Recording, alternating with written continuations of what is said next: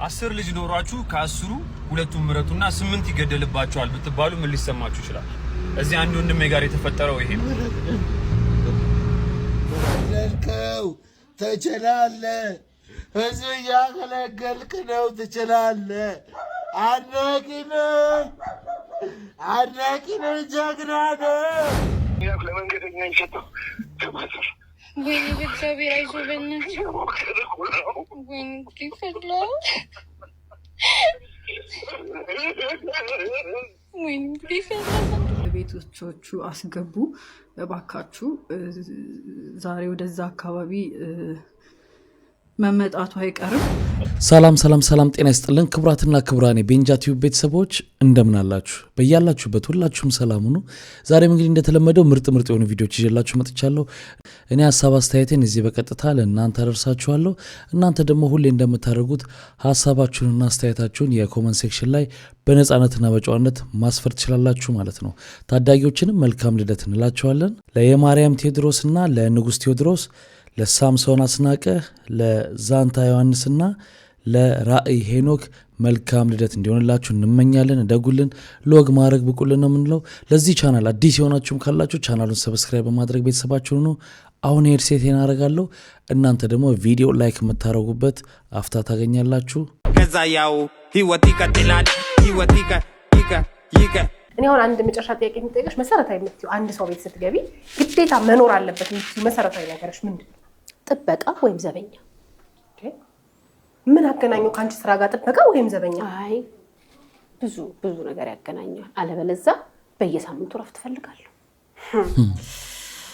ጥበቃ ወይም ዘበኛ እንደ ልብስ መጠለያ መሰረታዊ ነገር ሆነ ማለት ነው። አዎ መኖር አለበት። ስለዚህ ጥበቃ የሌለበት ቤት አትገቢ? አልገባም።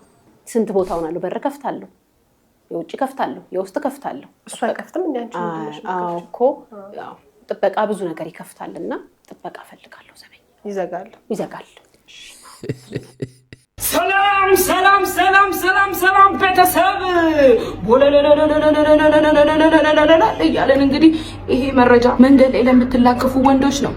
ሰው በዚህ ልክ አይታይም ብሮ አይታይም። ንቀል እንጂ ቀጮ አንገት ይቀጭ ማማ ኋላ አብጦብሻል። በበረዶ ሸው አውቄ አላሳበጥኩት። ዋው አለኝ ይበል ባለቤቱ። አለኝ አይቃ ናሽጦ በወጣው በገባው ቁጥር ያንተ ለከፋ ሳይሆን የሚያሳስበኝ ይሄ ነው የሚያሳስበኝ። ችግሬ ይሄ ነው የኔ ችግር ይሄ ነው እንጂ አንተ በተናገርከኝ ቁጥር የምሸማቀቅበት ምንም ጥፋት የለብኝም። ስለዚህ በተቻለ አቅም ዝም ብትል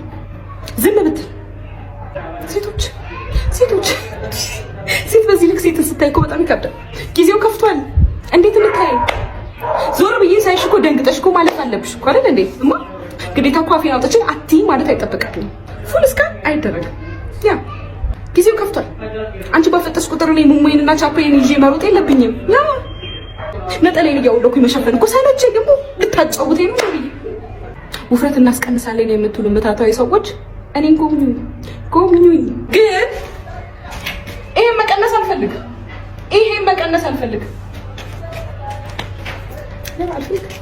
ለምን ቀንሷል? እንግዲህ እንዲህ አይነት ለከፋ የምታደርጉ ተላልፎላችኋል መልእክቱ። ግን እውነት ነው። ወፈር ያሉ ሰዎች ታፋቸው ጋር ልብሳቸው ቶሎ ነው የሚያልቀውና እሱ ነው የሚያሳስባቸው። አንዴ ደግሞ ካሳንቺስ ነበርንና አስፋልት ላይ ማታ 1 ሰዓት ተኩል ነው ምናምን አካባቢ እየተሻገርን እያለ ከዛ አንዷ ትልቅ ሴትዮ አረ ያዟቸው እያለ ትሮጣለች። ምን ነው? ከዛ መታ ሁለታችንም እጃችን ያዘችና አስፋልት መኪና ሊገጫቸው እኮ ነው ልጆች ሆነ ስታየን ዞር ብላ ስታየን አረ ትልልቆች ናቸው እንዴ ብላ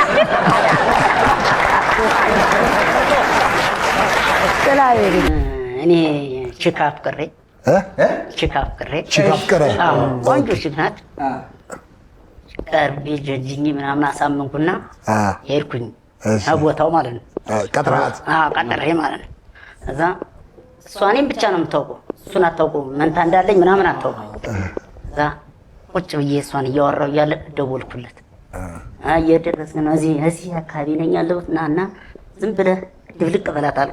እኔ ሻይ ቤት እንትን ሽንት ቤት እያለሁ እሺ፣ እዛ መጥቶ ቁጭ ብሎ እሱ እያወራት ነው። እዛ እንዴት እንዴ እኔም ስመጣ ደነገጠች ልጅቱ። እንዴ የትኛው ነው አብሮ ሲያወራ የነበረው? የትኛው ነው ጓደኛዬ ምናምን እንዴ እኔ ነኝ አልኳት። እሱም ደግሞ አነስቶ እኔ ነኝ። እሺ፣ እዛ ምልክት አለኝ እኔ ምልክት አሳየኋት። በጥቅሻ ምልክት አሳየኋት። እሺኛው ቆንጅና ምልክት። እዛ እሱ የኔ ምናምን ሲል ሸወርኩና እኔ አብሬ እሷ ጋር ቁጭ ሲንግል ጓደኛ ሲኖራቸው እሺ ወይኔ ደረቱ በስመ አብ በዚህ ዘመን ላይ አይነት ደረቱ ነው። አንቺ እንዴት ነው የሚያምረው? በኢየሱስ አይተሽው ልጅ ቲክቶክ ላይ ሲያምር የሲንግል ሰው መከራ ደረት ልታይ ወፍ የለም እኮ ሊበላ ደረት ወይ መድረስ ሲንግል ደረት ልታይ ቆንጆ ተገልበጠልኝ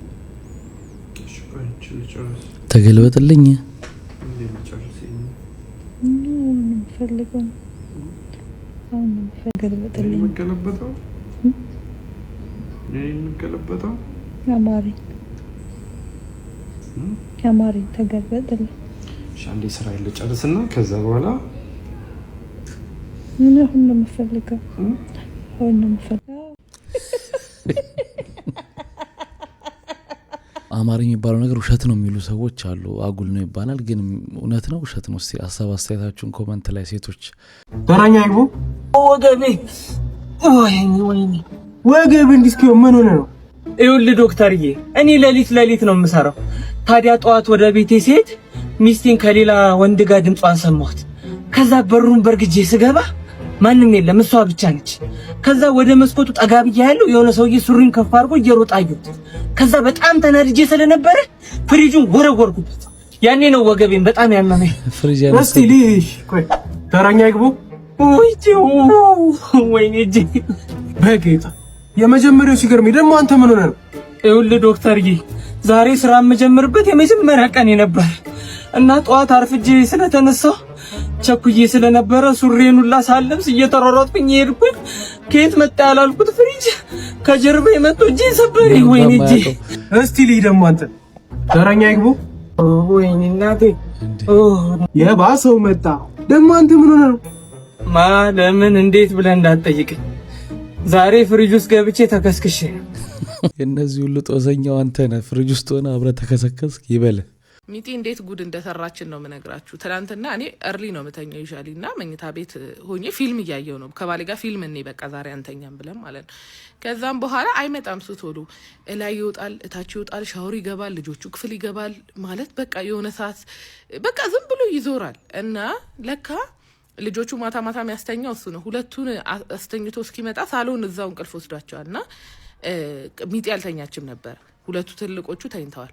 ከዛ ሁለቱን አምጥቶ አስተኝቶ ሲመለስ ሳሎን ያጣታል። ሚጢ በየክፍሉ ያልገባበት ቦታ የለም ያጣታል። ከዛ ለእኔ ከነገረኝ እኔ በጣም ነው የምጨነቀው እንደ ነገር ላይ እና እኔን ላለማስጨነቅ ብሎ አልነገረኝም።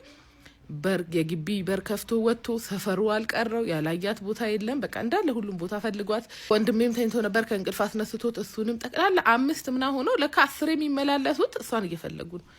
በቃ ከመጨነቁ የተነሳ ኪችን ካቢኔት አልቀረው አልጋ ስር ፈለጋት። ያው ሲነግረኝ ነው ኋላ እኔን ላለማስጨነቅ እግዚአብሔርን አጠገቤ እኮ 10 እየመጣ ነው ግን አልነገረኝም። ከዛም በኋላ ፍሪጅ ሁሉ ከፈትኳል። በቃ ከግቢ ውጪ እንግዲህ በዚህ ማታ አትሄድ ማታ በጣም 3 ሰዓት ምናምን ነው። መጨረሻ ላይ የት ብትገኝ ጥሩ ነው?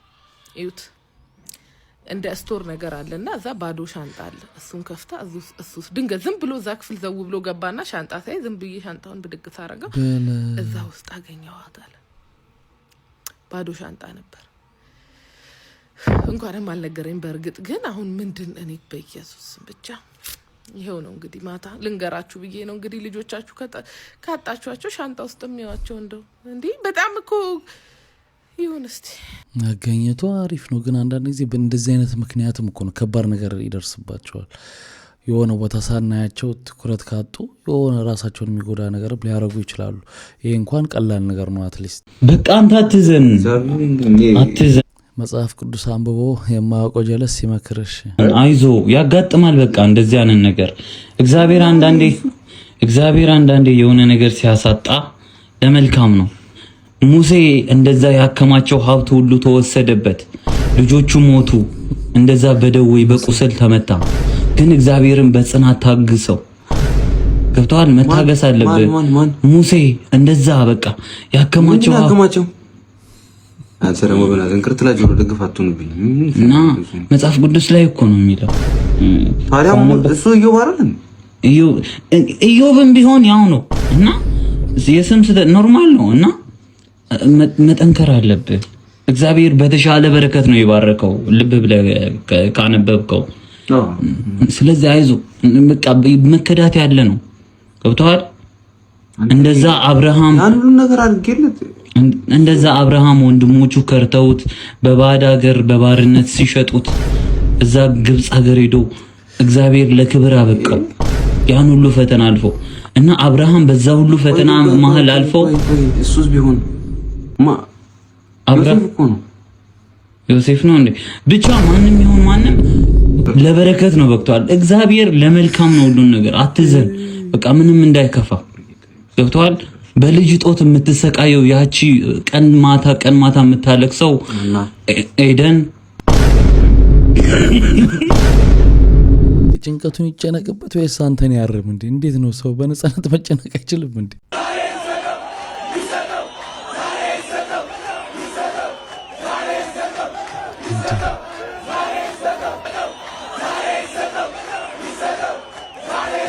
ዛሬ ይሰጣል።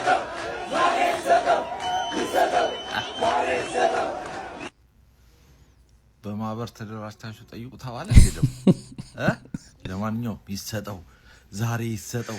እንደዚህ ነበር ይብራል ሙዝም ከመድረም ይልሽ በቃ ጓደኛዬ ነገር ራሱ ሊያቀረኝ ፈለገው።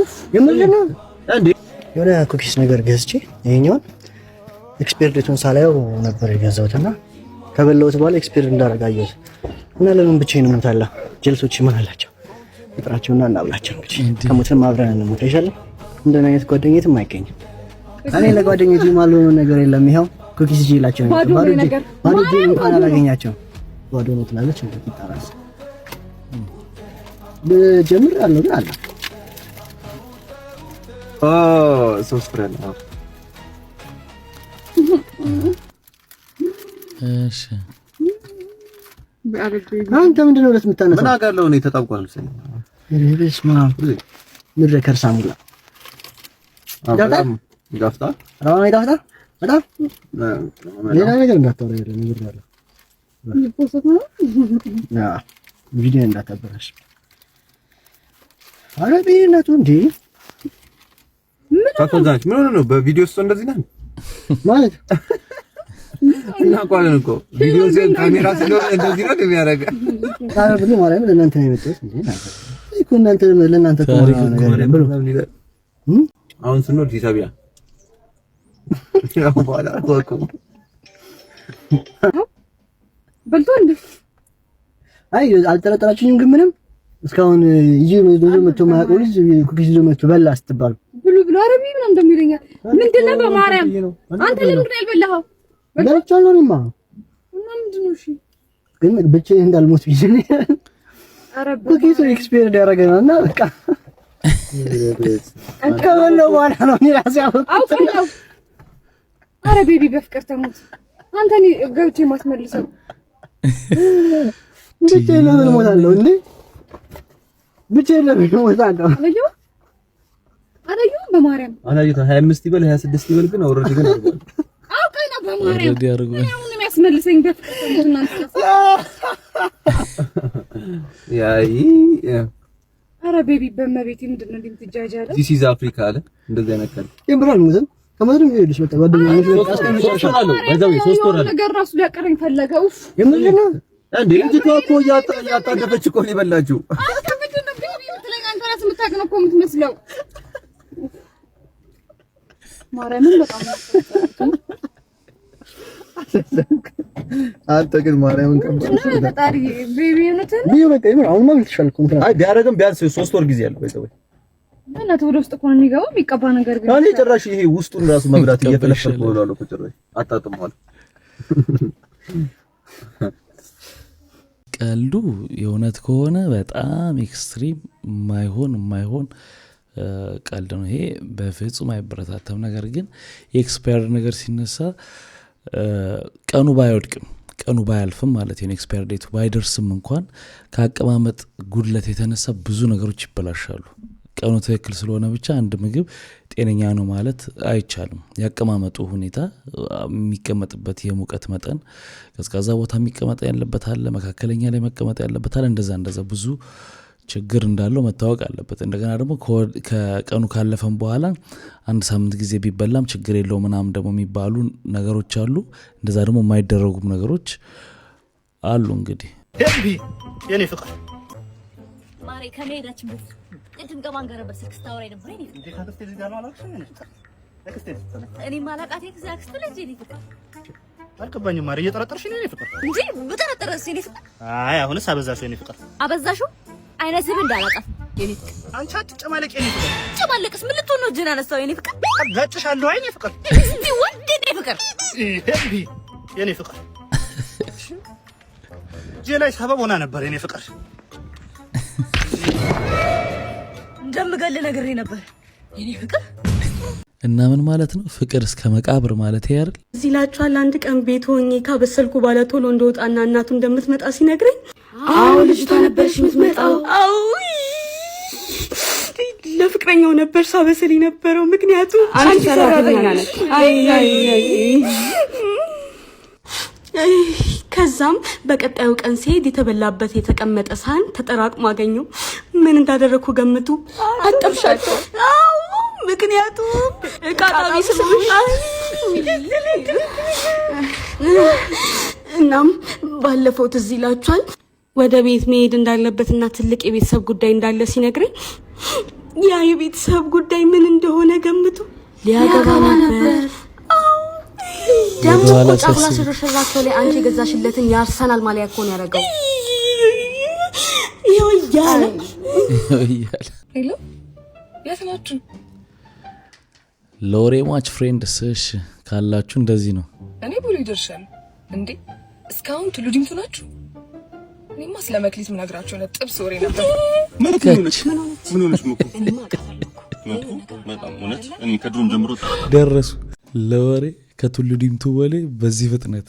እውነት ነው። አንዳንድ ሰዎች በጣም በቃ ለወሬ ሟች። ፊትነስ የምታሰራው ቶማስ ኃይሉ የተባልከው ግለሰብ የመለስክልንን መልስ አይቼዋለሁ እና አይ ሳስበው ድንገት ምኞትክ የውጪ ጉዳይ ሚኒስቴርነት ቦታ መረከብ ከሆነ አመልክትና ተወዳደር። የነገዱ አንዳርጋቸውን ቦታ መተካት ከፈለክ ተወዳድረ ግባ። አይሾ ስፒድ ሲመጣም አንተ ነህ የምትቀበለው። ሳኛም ሲመጣ አንተ ነህ የምትቀበለው። የሩዋንዳው መሪ ሲመጣ አንተ ነህ የምትቀበለው። አፍሪካ ህብረት እየመጣ ነው አንተ ነህ የምትቀበላቸው መሪዎች። አንዳንዴ ሞያ ለባለሙያ ተው። በጣም እኮ ስንት ከስፖርት ጋር አታችመንት ያላቸው ጋዜጠኞች አሉ። ድጋሜ ቲክቶከሮች ሆነው ከስፖርት ጋር ሙሉ ጊዜያቸው የሚያሳልፉ አሉ።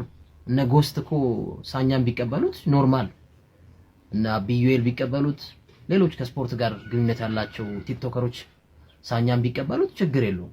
በሁሉም ላይ ያውቃሉ ማለት ነውር ነው እና አትሊስት ኢንፎርማቲቭ ሁን ነው ለኦዲየንስክ ማለት ነው። ሳኛ ይሁን ባካሪ ሳኛ ይሁን አላቅም ይያልክ ይሄ መናቅን ነው። ኦዲየንስን መናቅ የነ ብሩክ ኒውስ ምን አይነት ጥያቄ እንጠየቁት ከነሱ ተማር እና ምላሽክ ፖላይትነስ ይጎለዋል። አስተካክል። ይሄ አምጪው አካልም ጆኒ ቬጋስንም በተመለከተ what happens in Vegas stays in Vegas በሚለው ኮቴሽን ተማምነን ምናምን ዝም ያላቸው መረጃዎች ስላሉ ነው እንጂ ሰኞ ጠብቀን እንደውም ሰኞ ትርታ አይፈለም ሰኞ እንገናኝና እስኪ ደግሞ ቆስቆሰናል እና ፈራርጥላለን መረጃ ያንተንም የሱንም ምን ችግር አለው? ቀላል እኮ ነው። በዚህ በዲጂታል ጊዜ ደግሞ እና ፈራርጥላለን አንዴ ሁሉም ነገር ላይ አቃለው ማለት ነውር ነው እና የመጣንበትን መንገድ አንዘጋው። ሁላችንም መዘጋት የለብን። በትራቭል ውስጥ አልፈን አሁን ሰው መናቅ እናንተ እንደዚህ ምናምን እነኛ እንደዚህ ማለት መብት የለም። አንተ ሲጀመር ራሱ ማለት ነው ሰው ማክበር አለብህ እኮ አንበሳ። እግዚአብሔር ያመጣልን ክህሎት ይሄ ጤንነት አጠባበቅን አስቀጥለው በጋዛ ላይ ጥሩ ስራ እናግዛለን፣ እኛም እውቅና እንሰጣለን። ግን ዲስሪስፔክት ማድረግ የለብን። አዲሱ ቲክቶከር ቶሚና አሉላ ቢፍ አላቸው። and so much more። ወደ መጀመሪያው ዜናችን ስንሄድ አዲሱ ቲክቶከር እየቀወጠው ነው። what the hell he is one of those people ምንድነው ሻይ ማይገዛ ብር የሚፈጥኑት አባቢ ቃጮ።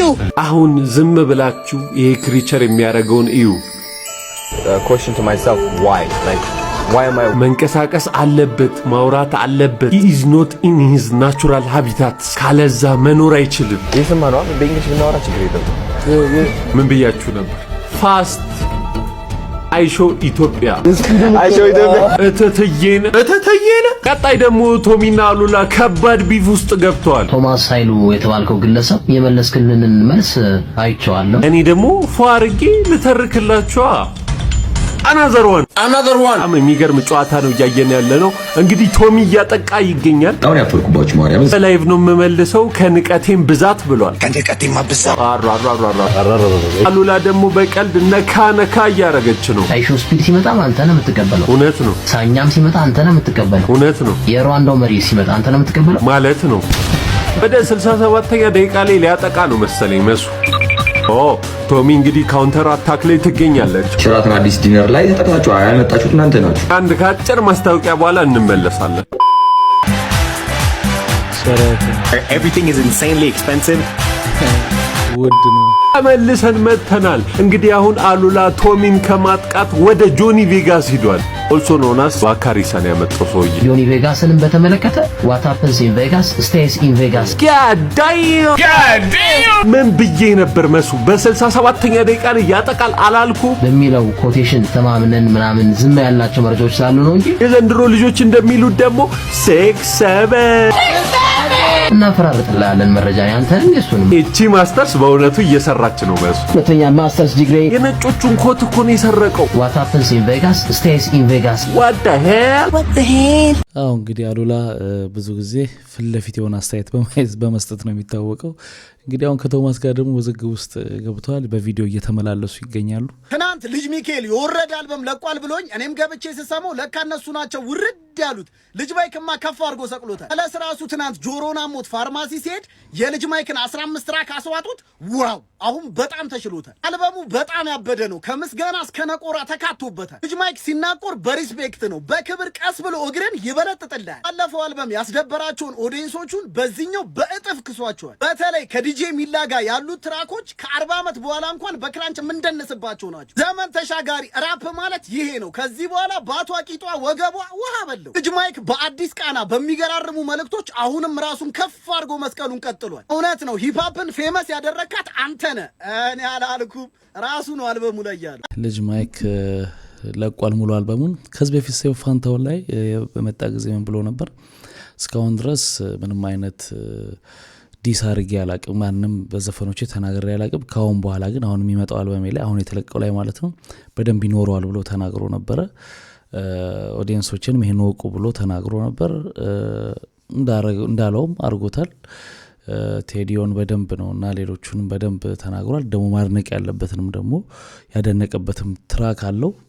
እንግዲህ ምላሽ ሊኖር ይችላል። በጣም የሚያስገርመው ነገር ግን ቴዲዮ ልጅ ማይክን ዲስ ያደረገበትን ዘፈንም ልጅ ማይክም ቴዲዮን ዲስ ያደረገበትን ዘፈን ያቀናበረው ዲጄ ሚላ የሚባለው አንድ ሰው ነው። እሱ ነገር በጣም አስገርሞኛል። ጋይስ የኢትዮጵያ ሂፕ ሆፕ እንደምታውቁት የሌለ ፋይል ውስጥ ገብቷል።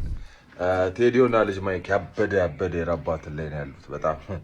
ለማንኛውም ለያንግ ጄኔሬሽን መክረው ነገር ቢኖር ከዚህ ከሁለቱ ባትል ማን ነው ዲጄ ሚላ በጣም ከባድ ሰው። ሁለቱም ዲስ የተተራረቡበትን ትራክ የሰራው ዲጄ ሚላ ነው። አይገርም? እና ሁላችሁ ፈልጌ ነው ሁላችሁም ሆነ መመኘት ያለባችሁ ደግሞ ዲጄ ሚላ ነው። ከማንም ጋር ጠላት ከማንም ጋር ደሞን የለባችሁም። ጀስት ይመቸው ማንህን ሜክ ማድረግ ነው። ዲጄ ሚላ ቢግ አፕ ባይዘዌ ያልተወራለት ጀግና አቀናባሪ ነው ዲጄ ሚላ። የሚገራርም ቢቶች ሰርቷል። የዮሐናን አልበም፣ የቴዲዮን አልበም፣ አሁን ደግሞ የልጅ ማይክ አልበም ላይ ገራሚ ነገር ሰርቷል። ወደፊተኛ የምመጣ ይሆናል። ያራድዬ ልጅ ይመችሽ። ፒስ። አስገራሚ ነው በጣም። እነሱም የዛ እንደሰራለት እያወቁ እየሄዱ ነው አብረውት የሚያሰሩት። ያው ችሎታው ነው እንዳለው ማኒ ሜክ ነው። አሪፍ ነው። በነገራችን ላይ ትክክለኛም ነገርም አይመስለኝም። እኔ አንደኛ ለማርኬቲንጉ በጣም አሪፍ ነው ይሄ በዚህ በሂፕሆፕ ኢንዱስትሪ ውስጥ መነቋቆር ምናምን መኖሩ ዘፈኖቹ እንዲሰሙ እንዲሸጡ ስለሚያደርግ እቺ የቢዝነስም ሲስተም ናት። ከዚህ ካልዘለለ ምንም አይደለም፣ አሪፍ ነው። እስቲ ምን አለው እየተባለ አልበማቸው የሚሰማበት መንገድ ስለሚፈጠር ካያችሁም የልጅ ማይክ አልበም እንደተለቀቀ ልቅሱ ቴዲዮን ዲስ ያረገበት ዘፈን ነው በጣም ትልቅ ቪው ያለው እስካሁን ድረስ። ከዚህ በኋላ አላውቅም። ደራሲነት ውጭ ሌላ ስራ ሰርተ ክፍያ አግኝተህ ታውቃለህ? እንግዲህ እኔ ገንዘብ እኔ ቤት በተለያዩ መልኮች በሩን ያንኳኳል በራሱ መጠን። በጋዜጠኝነት ዋናው ደሞዝተኛ ነበርኩ ከ15 ከ20 ዓመት በላይ ስሜን ሳላወጣ እንዳልኩ ጋዜጠኝነትም ነው የጥበብ ስራ ነው። የድረስ የተለየ ነገር ነው የምትለው ከሙያ ውጭ ምን ለምሳሌ የጉልበት ስራ ሰርተህ ሊሆን ይችላል። አይ ጉልበት ስትሰራ ያልተለመዱ ነገሮች ከአንተ ከሙያ ውጭ አንድ ጊዜ አጋጠመኝ አለ። ስም አውጣ ተብዬ ተከፍሎኛል። እውነት ነው? አዎ ስም አውጣ ምንድነው? አይ አንድ ወንድማማቾች አንድ ትልቅ ህንጻ ሰሩና ያንን ህንጻ በእናታቸውና በአባታቸው ስም ሁለቱ አንድ ላይ ያለበት ስም እንዲሆን ፈለጉ እና እንከፍላለን ስም አውጣ አሉኝ። እዚያ ምንድነው የፈለጋችሁት? የእናታችንና የአባታችንን ስም እንዲዝልን ነው፣ ግን አልመጣልንም አሉ። ከዚያ ተከፍሎኝ አወጣውና ህንጻውን ታዋቂ ህንጻ ነው። አንዳንዴ ማስታወቂያ ላይ ራካን ህንጻ ፊት ለፊት ምናምን የሚባለው ህንጻ ያንን ራካን የሚለውን እኔ ነኝ ያወጣው። እውነት ነው? የአንድ ህንጻ ስም አውጥተህ ገንዘብ ተከፍሏል? አዎ። ምንድነው የራካን ያልኩት? የአባትየው ስም ተፈራ ነው፣ የእናታቸው ስም ደግሞ ብርቱካን ነው። ሁለቱን መቀላቀል ነው የቸገራቸው። ብርቱካንና ተፈራ ሊቀላቀላሉ፣ ተፈራሩ ማለት ነው። ስለዚህ ከተፈራ ላይ ራን ወሰድኩና ከብርቱካን ላይ ካንን ብቻ ጨምሬ ብሬን ተቀብዬ ይቻላል። ዛሬ ከልቤ አንድ ነገር መናገርና ግልጽ ማድረግ እፈልጋለሁ። ከመጀመሪያ ጀምሮ ሰዎች የሚያውቁኝ በአንድ ነገር ነው፣ ሰዎችን በመርዳት ብዙ ተጽዕኖ ፈጣሪዎችን አግዣለሁ፣ እውቀቴን አካፍያለሁ። ስራ እንዲሰሩ ገንዘብ እንዲሰሩ ምክንያት ሆኛለሁ። ከካሜራ ውጭ የሚሰራቸውን ስራዎች የማደርጋቸውን እርዳታዎች በሙሉ የማደርገው ሰዎች እንዲወዱኝ ኦር ሰዎች ሆይ ሆይ እንዲሉልኝ ሳይሆን እስር ቤት በነበርኩበት ሰዓት ህይወት አጭር መሆኗን ተረድቻለሁ። ስለዚህ እኔ ሳልፍ ለቀጣዩ ትውልድ ትርጉም ያለው ነገር አስቀምጬ ማለፍ ፈልጋለሁ። የሚሰራ ሰው፣ የሚራመድ ሰው፣ የሚንቀሳቀስ ሰው ሁልጊዜ እንቅፋት ይበዛበታል።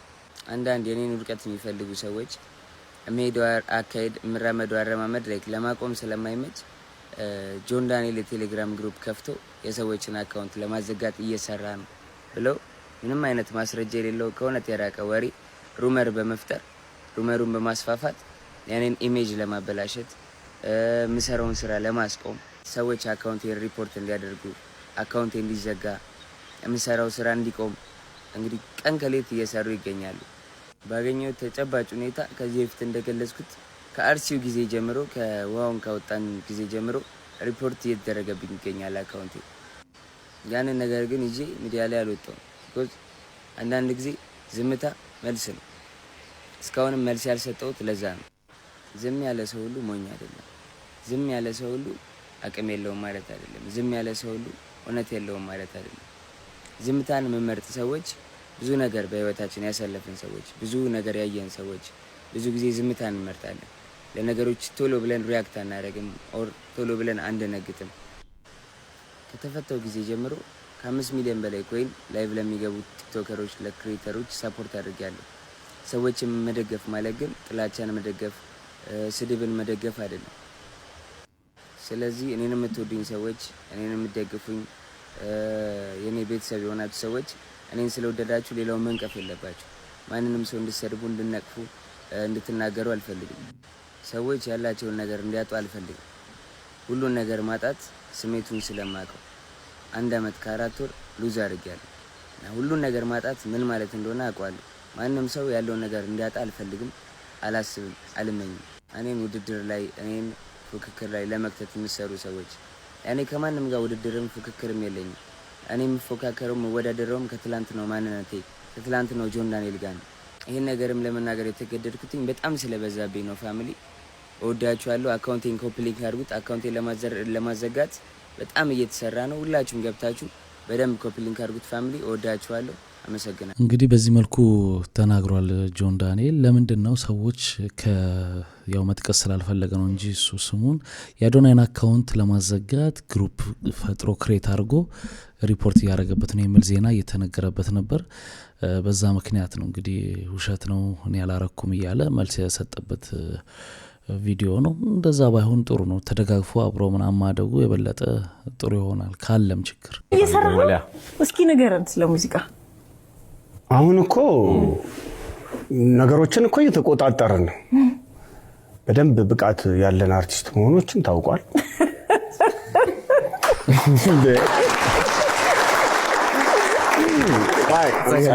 ጸገነትና ጓድ ዮናስ ያቀረቡትን ጥያቄ እንደሚከተለው እንመልሳለን።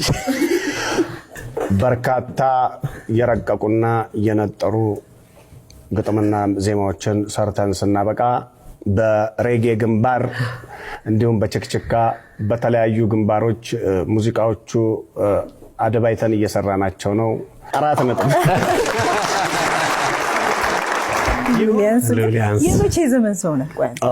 እንግዲህ እነሱ ሲሉ የኛ የቤተሰቦቻችን የእድሜ ቁጥር እጅግ ደረቆች ናቸው። ቶሎ አይሞቱም። 104 105 100 ነው ብለው ሲያበቁ እኛም አያረጁም ከሚባሉት ወገኖች መካከል ነን ብለዋል። ያለ ታሪክ ኖረ ብለን ሳይሆን እንግዲህ አልበም አለን፣ ታሪክ አስመዝግበናል። ወሬኞች ነን፣ እንለፈልፋለን፣ ስንነካም እንቀውጣለን፣ ኢቢኤስንም ፎን እናደርገዋለን። 4 ነጥብ። አራዳ ልጅ ተቀወጠ፣ ከተማው ተቀወጠ ዘንድሮ። በነገራችን እያጭበረበረ ነው።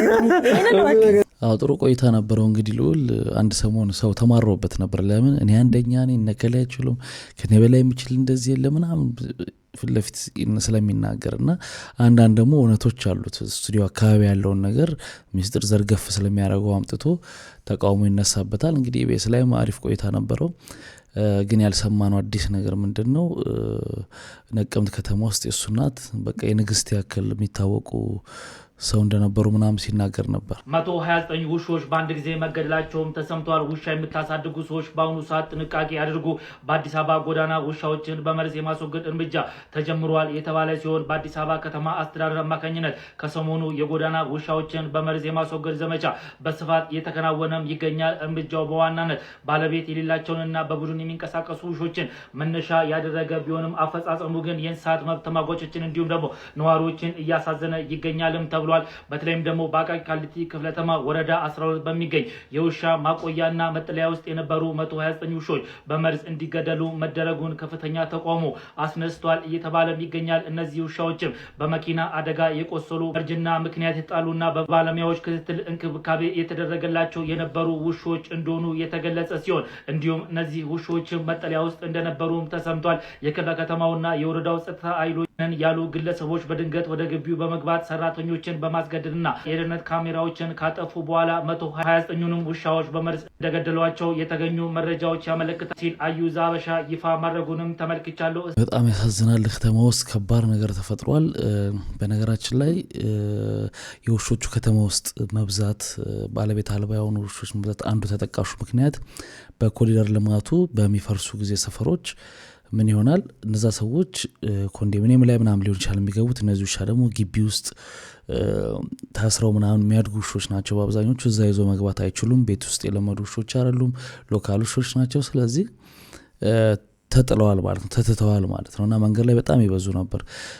በአንድ ወቅት ደግሞ የሰማሁት ነገር ምንድነው? ስለ እንስሳቶች መብት ኢትዮጵያ ራሱ የተስማማችበት በመርዝ እንስሶችን ያለ መግደል ውሾችን የሚል ስምምነት አለ የሚል ነገር ሰምቻለሁ። 100% አሁን እርግጠኛ አይደለሁም። ከዛ በኋላ ለውጥ ሊኖር ይችላል እና አይደረግም ነበር። ያው ያበደ ውሻ የታመመ ውሻ ከሆነ ሊደረግ ይችል ይሆናል፣ ግን ኖርማል ውሾችን እንደዛ እንደማይደረግ ነው ማቀው። እና ከተማ ውስጥ አሁን ተበትነዋል እነዚህ ውሾች። ስለዚህ የሆነ መፍትሄ መፈጠር አለበት። ወይ ምንድነው እንደ መጠለያ መወሰድ አለባቸው ወይም ደግሞ መወገድ አለባቸው ነው እንግዲህ እርምጃውና አንድ ሰሞን እንደዚህ አይነት ነገር ተጀምሮ ነበር ማስወገድ። አሁን ደግሞ እንደገና የመንገድ ላይ ውሾችን ማስወገድ ተጀምሯል። ልክ ነው ልክ አይደለም? የመንገድ ላይ ውሾቹ ላይ ብዙ ክርክር ላይ ያስነሳ ይችላል። ምክንያቱም በሽታ ላይ ቢወድቁ ቢያብዱ ምናምን መንገደኛ ሊነክሱ ይችላሉ፣ ችግር ሊያደርሱ ይችላሉ። ስለዚህ ለዛ መፍትሄ መስጠት ያስፈልጋል። እሱ ላይ በምን መልኩ የሚለው አነጋጋሪ ነው። ነገር ግን የግለሰቦች ቤታቸው ውስጥ ያሉ ሰዎችን ቤታቸው ውስጥ ውሾችን ያሏቸው ከሁለት በላይ ያሏቸው ውሾችን ቤት ለቤት መግደል ተጀምሯል። ይሄ በጣም ትክክል አይደለም። በጣም የሚያሳዝን ቪዲዮዎች እናያለን። አሁን 10 ልጅ ኖራችሁ ከ10ሩ ሁለቱን ምረጡና 8 ይገደልባቸዋል ብትባሉ ምን ሊሰማችሁ ይችላል? እዚህ አንድ ወንድሜ ጋር የተፈጠረው ይሄ እና በምስሉ ላይ እንደምታዩት ይሄ ወንድሜ ልክ እንደኔ የሚሰራ የተለያዩ ውሾችን የሚያረባና ውሾችን የሚወድ ወንድሜ ነው። ምን አይነት አጋጣሚ እንደተፈጠረ ባላወኩበት ትላንትና የተማሩ ሰዎች ውሻ እንዲገሉ መተው ማታ በሩን ክፈት ብለው ገለውበታልና አሁን መንገሬ እየሄድኩኝ ያለሁት ውሻውን ቀብር ለመቅበርና እሱንም ደግሞ ፍቃደኛ ከሆነ በአካል ያለውን ነገር ለመጠየቅ ነውና ያለውን ነገር እስኪ አብረን ምን ሰማ ይሆናል። ከሱ ውሻ እንወዳለን የምትሉ ወይ ለውሻ ፍቅር ያላችሁ ሰዎች ካላችሁ ይሄ ቪዲዮ ሼር፣ ላይክ፣ ሪፖስት እያረጋችሁት ለትልልቅ ባለስልጣናቶች ለሚመለከታቸው ትክክለኛው ኢንፎርሜሽን እንዲደርሳቸው የተደረገ ያለው ነገር የምር ነው ወይ ይሄ ከበላይ የወረደ ነው ወይ ደግሞ እንደዚህ አይነት ነገር ደግሞ አስፈላጊ እንኳን ከሆነ እኛ የራሳችንን ደግሞ ሐሳብ አለን። በምንም ሌላ ሀገር ላይ ሌላ ዓለም ላይ የተከናወነ ያለ ነገር እኛም ደግሞ ሐሳባችንን እናቀርብና ውሳኔ ይቀርባል። ውሳኔም ደግሞ የሚቀርብ ከሆነ እንደዚህ አይናችን ያየ ውሾቻችን እንዲሞቱብን አንፈልግም። ምንድነው ባለቤት ካላቸው ውሾቹ ከታከሙ ከተከተቡ ምን ካሉ የባለቤቱ መብት ይመስለኛል። ህግም አለ መሰለኝ መብት እንዳለው ሰውና በቁጥር መገደብ አይቻልም። አንድ ግለሰብ የራሱ በደንብ ይከታተላቸው ከሆነ አስገደልኩት እንኳን ደስ አለ ዶክተር ታደሰ እንኳን ደስ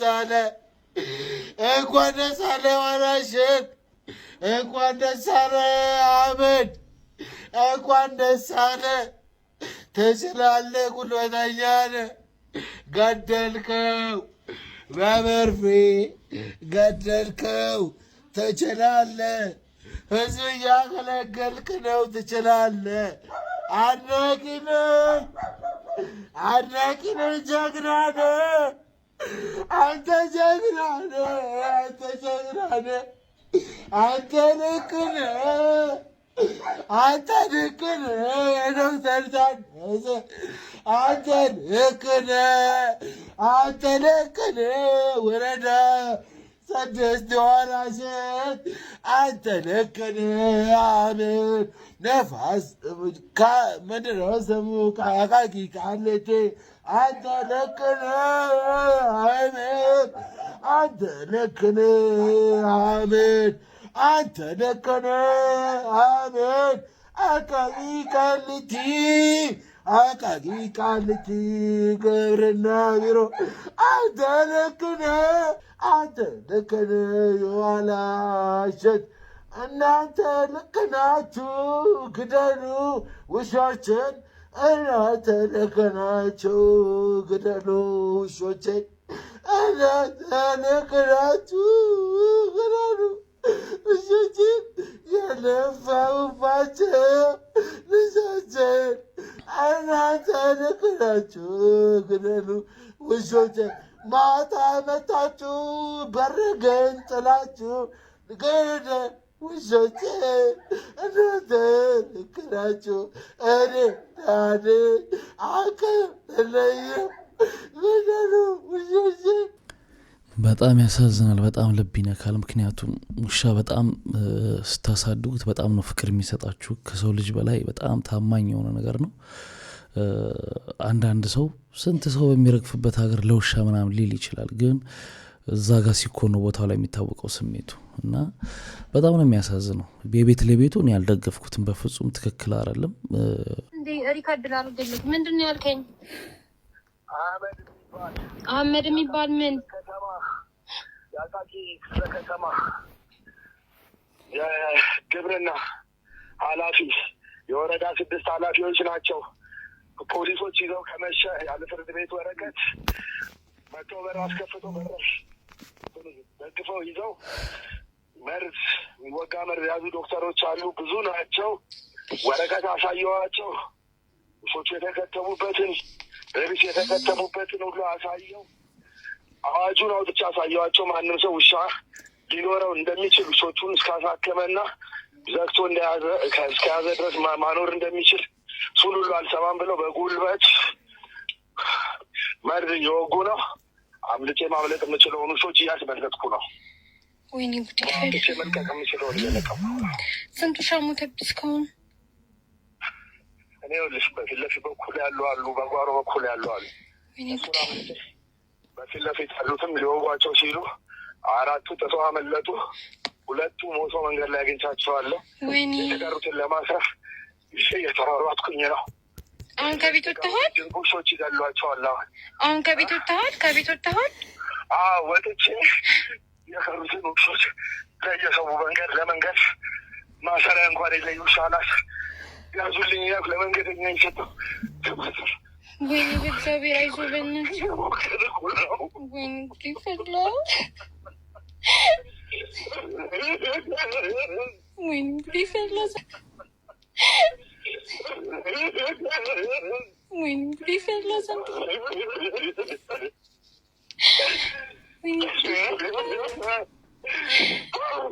አይዞህ በእናትህ አይዞህ በእግዚአብሔር። ወይኔ ጉዴ ፈላ።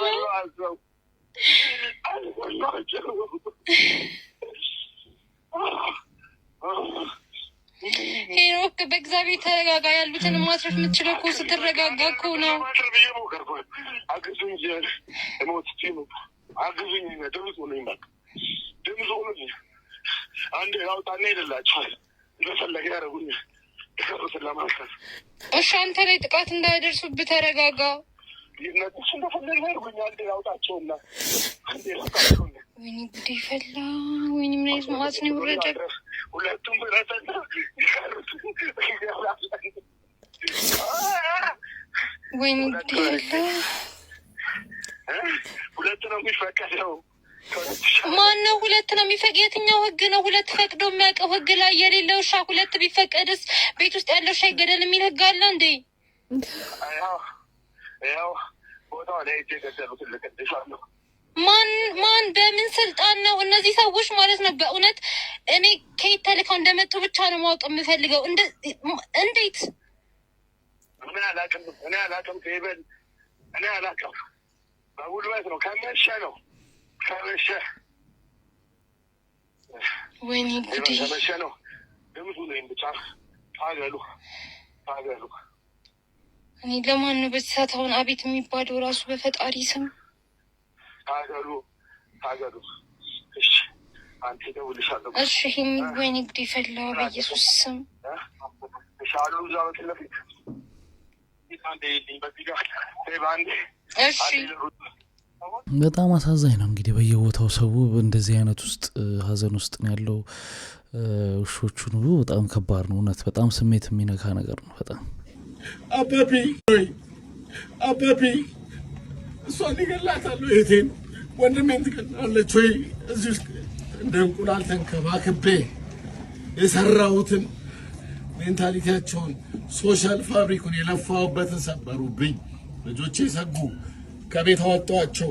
ልጆቼን ይዤ አያቴ ጋር አስቀመጥኩ። እዛ ቤት አልመለስም። ጭንቅላታቸውን ጎዱብኝ። ውሾቼን አይደለም ብቻ አይደለም የገደሉት፣ ልጆቼን ጎዱብኝ። ሌላ ጠባሳ። እንስሳት ናቸው እነዚህ። ነገርኳቸው። ኢትዮጵያዊ እኮ ተርቦ በአጥንቱ ቀርቶ የሚያርስበትን በሬ አልበላም ብሎ በረሃብ የሚሞት ህዝብ ነው።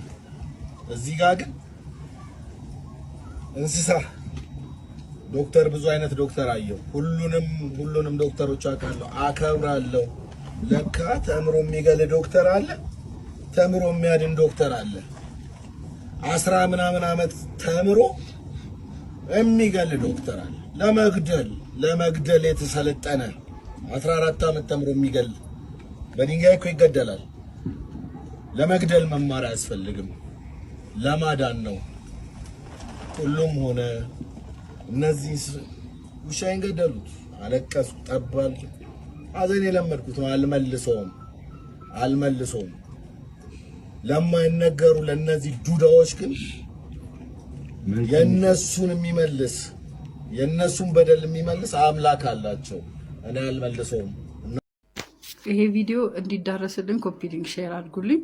በአያት ሰሚት እና ሳይምሴ አካባቢ እባካችሁ ውጪ የምታረጉ ውሾቻችሁን ወደ ቤቶቻችሁ አስገቡ።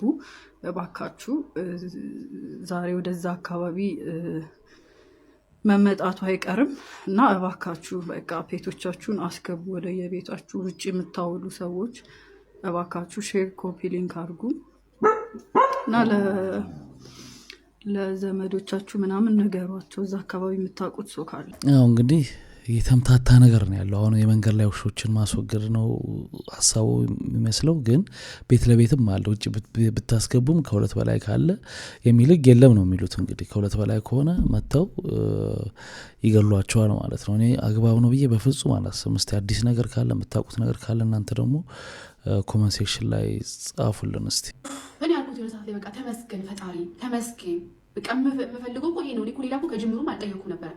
በስነ ስርዓት ተጽፎ በዚህ ሰዓት ይመጣል ይሄ ሰውዬ፣ በዚህ ሰዓት ልጆቹን ይወስዳል፣ ከዛ በኋላ በዚህ ሰዓት ይመለሳል። ያንን ነው የምፈልገው። 3 ሰዓት ሲቀር 2 ሰዓት ሲቀር እንደዚህ አይነት ህይወት እኔ ሳምሪ አልፈልግም። እና አሁን እንደነገርኳችሁ ላይ 7 ወር ምናምን ሆነን አይደለም፣ በዚህ ወይ 7 ወር ሆነ አይደለም። የ7 ዓመት ነገር የተገራገርኩ ነው የመሰለኝ።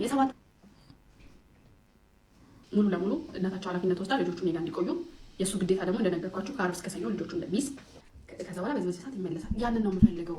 3 ሰዓት ሲቀር 2 ሰዓት ሲቀር እንደዚህ አይነት ህይወት እኔ ሳምሪ አልፈልግም። እና አሁን እንደነገርኳችሁ ላይ 7 ወር ምናምን ሆነን አይደለም፣ በዚህ ወይ 7 ወር ሆነ አይደለም። የ7 ዓመት ነገር የተገራገርኩ ነው የመሰለኝ። የ7 ዓመት ነገር ኡፍ ያልኩ ነው የመሰለኝ ማለት ነው። በቃ ያን ያህል የቀለለኝ የመጨረሻው ውሳኔ ሙሉ ለሙሉ እናታቸው ኃላፊነት ወስዳ ልጆቹ እኔ ጋር እንዲቆዩ፣ የእሱ ግዴታ ደግሞ እንደነገርኳችሁ ከአርብ እስከ ሰኞ ልጆቹ እንደሚይዝ፣ ፕላስ ደግሞ እኔ ጋር ምንም አይነት ነገር እንደ ድሮ ማራመድ እንደማይቻል፣ መብቱ እንዳልሆነ እንደዚህ አይነት ነገር ማራመድ እንደማይቻል ግዴታ እንዳለበትና እንደ አባትነቱ ደግሞ ግዴታ ማወጣት እንዳለበት፣ ካልተወጣ ደግሞ ሁሉ ነገር ያው እንደነገርኳችሁ በአፕሊኬሽኑ መሰረት ሴቭ እንደሚደረግ ተነገረው። እኔ ደስ አለኝ። በቃ ደስ አለኝ ማለት በቃ አሁን ከዚህ በኋላ ልጆቼ የሚያውቃሉ መቼ አባታቸው ጋር በስነ ስርዓት እንደሚሆኑ፣ መቼ እኔ ጋር እንደሚሆኑ፣ በቃ ሁሉ ነገር የታወቀ ነው። እኔ በግሌ በራሴ ህይወት መቼ ምን ማድረግ እንደምችል በቃ ማለት ሁሉ ነገር ስትራክቸር ያለው ነገር ነው። ለሁላችንም የሚጠቅም ነገር እንጂ የሚጎላ ነገር አይደለም። እና ያንን ነገር ነው እኔ ከጅምሩም ስታገልም የነበረው። እስቲል ስሜ እየጠፋ ማለት ነው። እስቲል ያን ነገር አድርግ እያልኩ እየለመንኩ እስቲል ልጆቿን ከአባታቸው ከለከለች እየተባልኩ ይሁን ችግር የለም ልባልም እያልኩ ስታገል የነበረው እና በአንዴ የሆነ ነገር ፍትት ሲደረግላቸው የሚሰማችሁ ደስታ የዚህ ሰዓት እኔ ሰማይ ደርሼ የሚመጣ ክንፍ ቢኖረኝ እኔ ደስ ይለኝ ነበር። ማርያምን ነው በጣም ደስ ይለኝ ነበር። በቃ ደስቴ ከመቋቋም አቅቶኝ በቃ ቢጨቀኝ ሰት ላይ እንደው ጠበቄ እንደው ልቀፍሽ አልኳት። እማቅፈው ሰው በዙሪያዬ ራሱ ጠበቄ ብቻ ማን ልቀፍ እቅፍን ያደረኩ ሁሉ ነገር በሰላምና በስምምነት ቢሆን አሪፍ ይሆን ነበረ። ካልሆነ ግን ደግሞ ህግ የሚያስተካክለው ነገር ይኖራል። እንግዲህ በስተመጨረሻ እንግዲህ በልጆቻቸው ነበር ውዝግቡ። እኔ ጋ የሆኑ የሆነ ቀን እዛ የሆኑ ያለ ፕሮግራም ስለሆነ በሚል ነበር። እሱን ለማስተካከል እንግዲህ ጉዳዩ ፍርድ ቤት ሄዶ ውሳኔ ማግኘቱን ተሰምቷል ሰሞኑን እና እንግዲህ ይሻላል። ፋኒም ቢሆን የራሱን ቅድመ ሁኔታ አስቀምጧል። እሱንም እንዲከበርለት የጠየቀው ነገር ሆኖልኛል ብሏል ፍርድ ቤት። ሌላው ደግሞ መናገር የምፈልገው ልጆቹ ከዚህ በኋላ ሶሻል ሚዲያ ላይ እንዳይፖስቱ በሁለታችንም ሳይድ ተወስኗል። ያ ማለት ያው እሷም ልጆቼ ሶሻል ሚዲያ ላይ ሊወጡ አልፈልግም፣ ያ ማለት ደግሞ እኔ ጋም ሶሻል ሚዲያ ላይ መውጣት አይችልም። ሁለታችንም ማድረግ አንችልም። ሌላውም ደግሞ ማስጠንቀቂያ እዚህ ጋር መናገር የምፈልገው ለእናንተ ማሳወቅ የምፈልገው ለእሷም እንዲደርሳት አያታቸው ከኔና እሷ ህይወት ባለው ጉዳይ ምንም እንደማያገባት በልጆቹ ጉዳይ ማስጠንቀቅ እፈልጋለሁ። አሁንም እሷ በሰዓቱ ጠበቃ ውስጥ ስላልነበረች እሷ በሰዓቱ ፍርድ ቤት ውስጥ ድረስ ስላልገባች የተባለውን ነገር የኔን ያቀረብኩት ነገር ስላልሰማች ምናልባት ላትነግራት ስለምችል አሁንም ማስጠንቀቂያ የምነግራት በልጆቼ ጉዳይ ምንም ነገር ሶሻል ሚዲያ ላይ በእሷ ምክንያት አንድ ነገር እንዳላይ በአያታቸው በእናታቸውን በኩል ምንም ነገር መፖሰት እንደማይቻል እዛው ቃል በቃል ስለተነጋገርን እኔም በራሴ የተፈረደው ስለተፈረደ እኔም በራሴ ከዚህ በኋላ ልጆቼን ሶሻል ሚዲያ ላይ አንፖስትም ሁለታችንም ማለት ነው። ይሄ በጣም አሪፍ ነገር ነው። ልጆቹን ሶሻል ሚዲያ ላይ አለማውጣት፣ እንደገና ስለነሱ አለማንሳት። ምክንያቱም እነዚህ ቪዲዮዎች ነገ ተቀማጭ ናቸው። እነዚህ ልጆች ያድጋሉ። በዛን ጊዜ ለምንድን ነው ብሎ የሚጠይቁበት እድሜ ይመጣና የሚያስወቅስ እንዳይሆኑ ወላጆቻቸውን። ይሄ አንድ አሪፍ ውሳኔ ነው። ከሆነ ደግሞ እግዚአብሔር ካለ ደግሞ ወደፊት ተስማምተው ልጆቻቸውን የሚያሳድጉበት መንገድ ቢፈጠር ደግሞ እሱ ደግሞ አንድ ትልቅ ነገር ነው ማለት ነው። እንግዲህ ክቡራትና ክቡራን ለዛሬ ይዤላችሁ የመጣሁት ቪዲዮዎች እነዚህን ይመስሉ ነበር። በአንዳንዶቹ ተዝናንተናል፣ በአንዳንዶቹ በጣም አዝነናል፣ በአንዳንዶቹ ደግሞ ተነጋግረናል። በሚቀጥሉትም ጊዜያት አሪፍ ቪዲዮዎች ይዤላችሁ እመጣለሁ። መልካም ጊዜ። ባይ ባይ።